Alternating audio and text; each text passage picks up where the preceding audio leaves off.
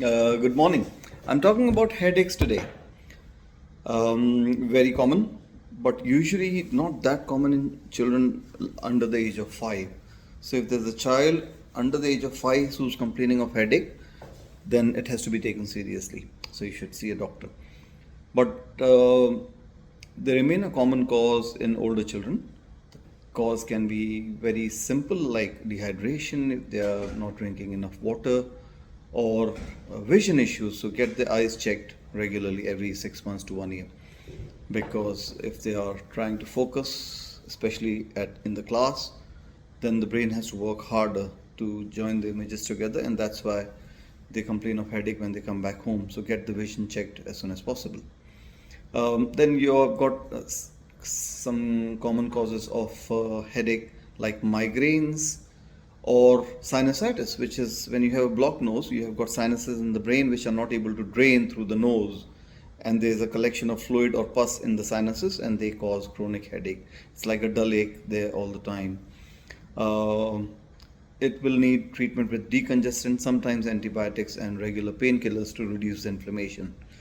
Migraines are different. They present as episodes which can happen once a week, once a month, and can be quite severe, quite debilitating. Sometimes one type. There are lots of types of migraines.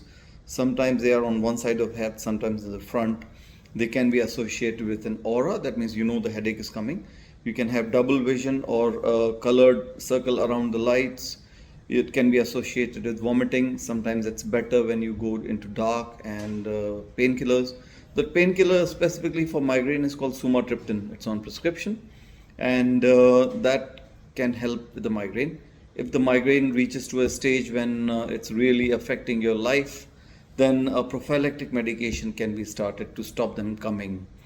But common things are tension headaches or cluster headaches. Again, they come and go during some particular seasons. Infections, obviously, like meningitis, has to be ruled out. If you have fever, vomiting, severe headaches, then infection has to be considered as a differential diagnosis.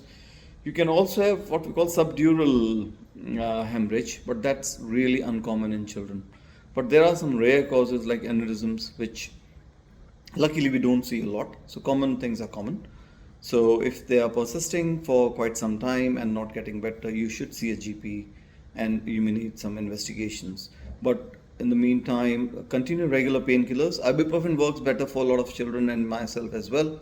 It can be taken every sort of 8 hours, and if the headache is still persisting, use paracetamol on top.